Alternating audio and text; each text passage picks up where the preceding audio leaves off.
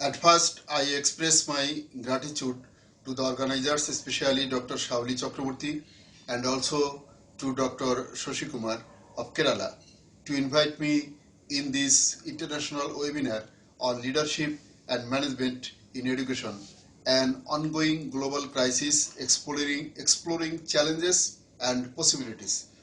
Also present in this conference, distinguished international scholar Professor K. Ayyappan Nayar, Emeritus Professor, Edinburgh University, Pennsylvania, USA; Dr. Minal Mukhopadhyay, Assistant Professor and Coordinator, Department of Educational Planning and Administration, the West Bengal University of Teachers Training; respected Professor V. Reghu and Professor Dulal Mukhopadhyay. The title of my paper is COVID-19 Pandemic and Managing Higher Education, the Perspectives of South Asia.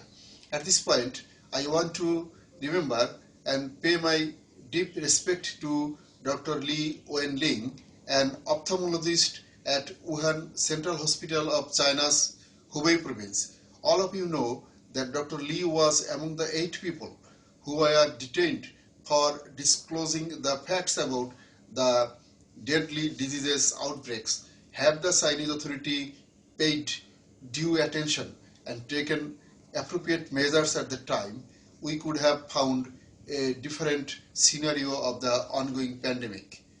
Now I'd like to delve into little bit history. We are always living in history, but usually we have the luxury of not being aware of it, says Professor Catherine O'Donnell of Arizona State. I'd like to mention one thing very shortly that I consider relevant in present context, even though it is about ancient epic, the Mahabharata. While dealing with the life and works of Mahabharata's composer, Vyasa, the Indian literature and research scholar Shahzad Firdaus mentioned, time gives pain to all creatures. It is time, again, that gives them peace, whatever takes place in this world, good and evil, all come from time. Man's creations and their destructions all are caused by time. Everything is asleep in this universe, only time is ever awake. Now, it is the time of COVID-19 pandemic. On January 12, 2020, the World Health Organization confirmed that a novel coronavirus was the cause of a respiratory illness in a cluster of people in Wuhan City, Hubei province of China, which was reported to the WHO on 31st December 2019. The transmission of COVID-19 has been significantly greater than SARS of 2003, with a significant total death toll. According to WHO, until today, the COVID-19 has transmitted to 216 countries, areas or territories with 3,43,562 deaths, 5,40,028 282 confirmed cases. At the same time, 3 South Asian countries have become 3 of the top 25 countries with the highest number of positive COVID-19 cases worldwide. According to the data published by Johns Hopkins University, as of 5 p.m. on May 24, 2020, India has held 11th spot, Pakistan 19th, and Bangladesh 24th spot among highest top 25 spots of COVID-19 patients. Uh, Accounts of past pandemics have become important works of literature, like Samuel Pepys' diaries that provide a first-hand account of 1665 outbreak of bubonic plague in London. A journal of the plague year, Daniel Defoe's 1722 novel of the 1665 outbreak, which may have been based on his own uncle's diaries, inspired the name of the project. Accounts like these are rich in fascinating historical detail, but they are limited in the voyages they present. After examining the perspectives and consequences of Spanish flu pandemic of 1918, Chris Colvin and Ewan McLaughlin have noted 3 lessons that could enlighten us to deal with present and future damages caused by COVID-19 pandemic of 21st century. First, communicable disease control policy works. The public health response to the spread of the disease must focus on containment. Timely steps of the government helped containment of the Spanish flu. Where the government failed, there the 1918 pandemic resulted in human loss, deaths, and physical and mental health consequences. Second, good information was key to disease control. The reason why the 1918 pandemic resulted in so many deaths was that so many people caught the disease in the first place. The third lesson is that we must prepare for the economic and human consequences of the virus, act to minimize its impact. Amid rising cases of the disease in the region, on March 13, 2020, the Indian Prime Minister Narendra Modi convened a video conference of the SAARC leaders to talk about a joint strategy to combat the disease. Pakistan was the last to accept, but Prime Minister Imran Khan did not attend, deputing the Health Minister in his stead. In this conference, Bangladesh Prime Minister Sheikh Hasina thanked Prime Minister Modi for bringing 23 Bangladeshi students back from Wuhan. She proposed continuance of the dialogue at technical level through video conference by health ministers and secretaries. India's Prime Minister Narendra Modi has emphasized that fight against COVID-19 is not just one country's but all of humanity's. Our ancient Indian heritage sets out that the world is one family. Vasudeva Kutumbakam. He has repeatedly underscored the need to put human beings at the center of our vision of global prosperity and cooperation, and to freely and openly share the benefits of medical research and development. The protection of students, teaching communities and educational facilities is particularly important. Precautions are necessary to prevent the potential spread of COVID-19 in structural settings. Thus comes the question of closure of educational institutions to check the spread of coronavirus.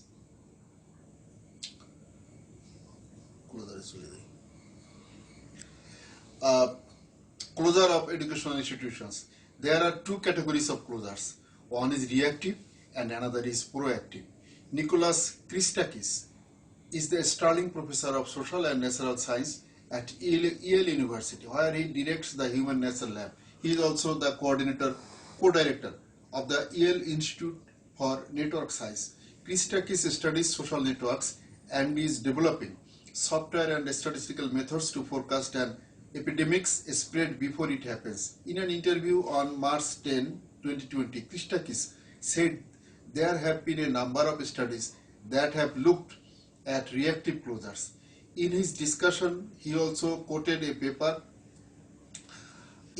published in Nature of 2006 using math models of an influenza pandemic. Typically find that such reactive school closures for a moderately transmissible pathogen reduces the cumulative infection rate by about 25% and delay the peak of the epidemic in that region by about 2 weeks. On the other hand, proactive school closures, closing schools before there is a case there, have been shown to be one of the most powerful non-pharmaceutical interventions that we can deploy. Proactive school closures work like reactive school closures, not just because they get the children, the little vectors, removed from circulation. It's not just about keeping the kids safe, it's keeping the whole community safe. When you close the schools, you reduce the mixing of the adults, parents, dropping off at the school, the teachers being present. When you close the schools, you effectively require the parents to stay home. Some researchers have analyzed data regarding the Spanish flu in 1918, where they examined the proactive versus reactive school closures. When did regional authorities close the schools relative to when the epidemic was spiking? What they found was that proactive school closing saved substantial numbers of lives. St. Louis closed the schools about a day in advance of the epidemic spiking for 143 days. Pittsburgh closed 7 days after the peak and only for 53 days, and the death rate for the epidemic in St. Louis was roughly one-third as high as Pittsburgh. All countries except Bhutan of South Asian region followed the reactive closures, and Bhutan closed its educational institutions on the same day the first case of coronavirus infection detected. Afghanistan closed its educational institutions on March 27, Bangladesh March 16, Bhutan March 5, India March 24, Maldives April 10, Nepal March 24, Pakistan second week of March, and Sri Lanka closed its educational institutions on March 16.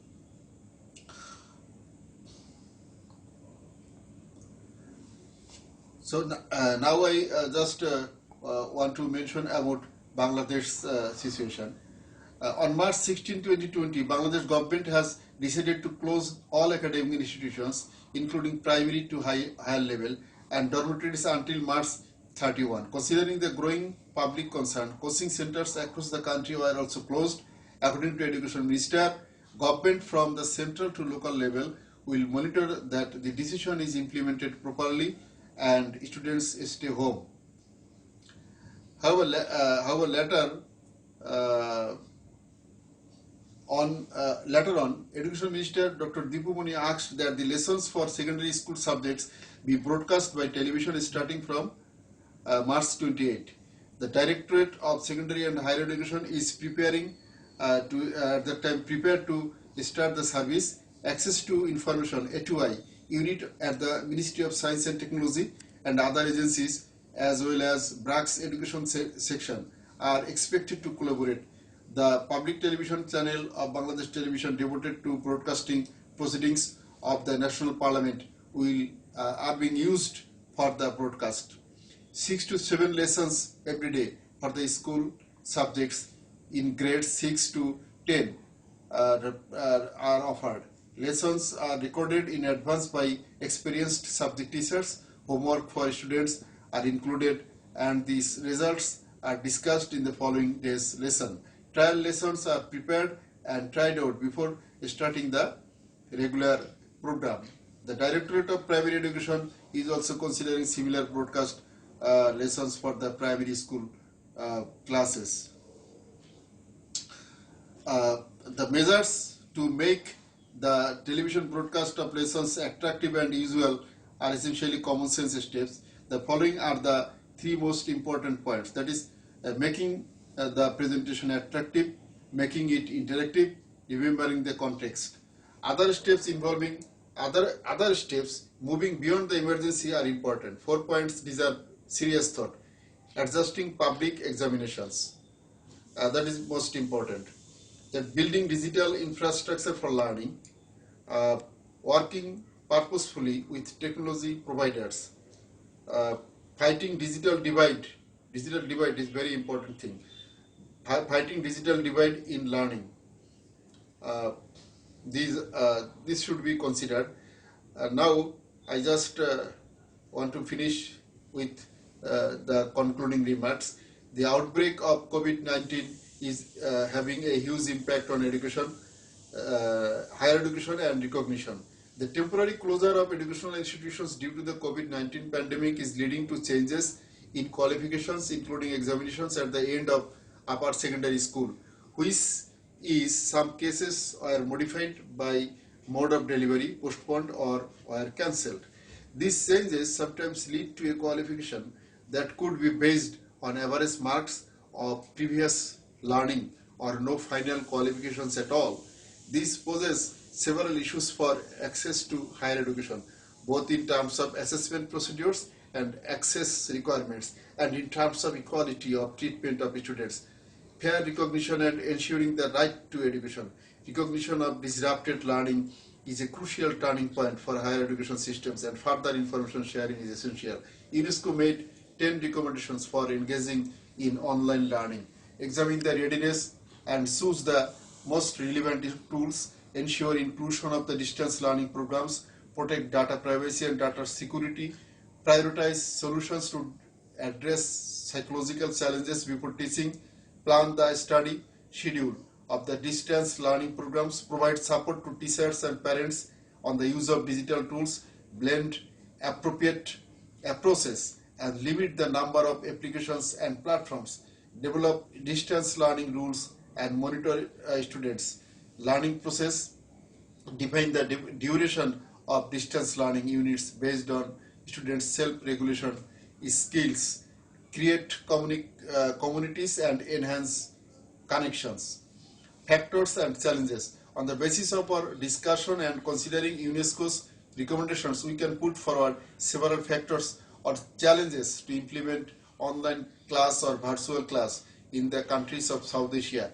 These factors or challenges are teachers' practice or habituality of teaching the students through online during COVID-19. Teachers' practice or habituality with web conferencing technology to continue tertiary education during COVID-19. Teachers' practice or habituality with learning management systems, LMS, use of social media and type of social media for sharing learning contents during COVID-19, use of digital collaboration technology during pandemic. The type of digital collaboration technology, use email to share learning contents with students during this time. Type of learning content, recording online lecture, sharing video, type of tools using during lecture. The university has free Wi-Fi access or not. The university has free wired the university has free wired LAN access or not. Wi-Fi oblique wired LAN connection at home, speed of broadband or Wi-Fi access of the university institution provide the teachers with mobile data plan.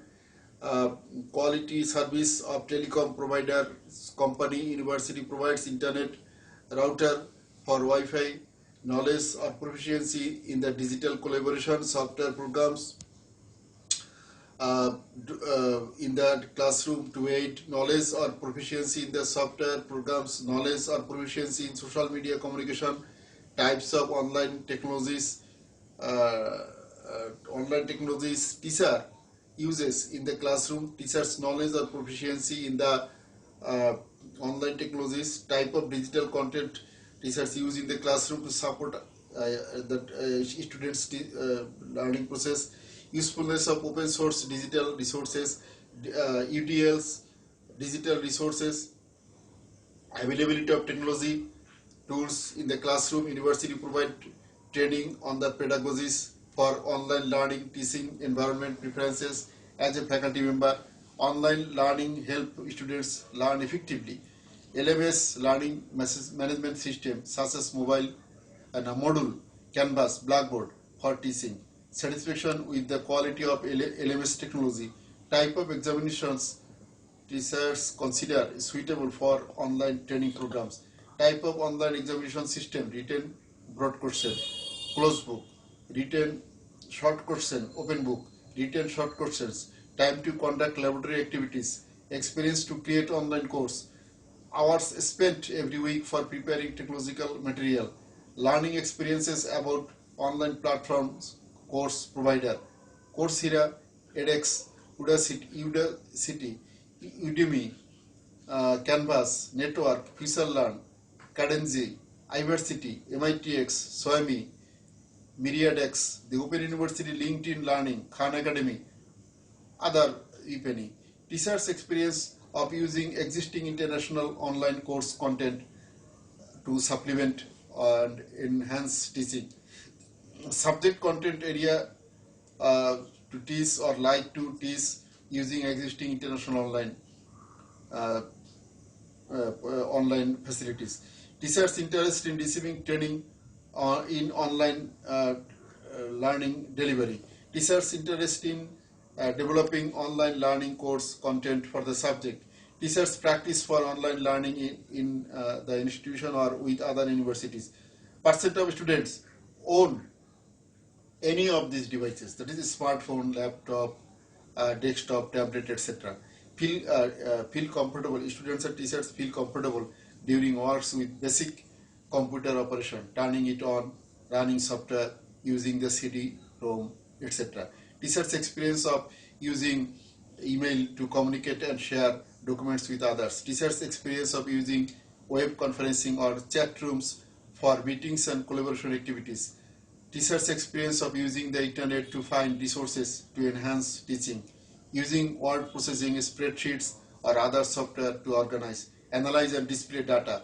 Teachers' experience of using LMS as teaching tool, using the LMS as classroom management tool only. Teachers' experience of assessing students with basic computer operation, turning it on, running software using the CD-ROM.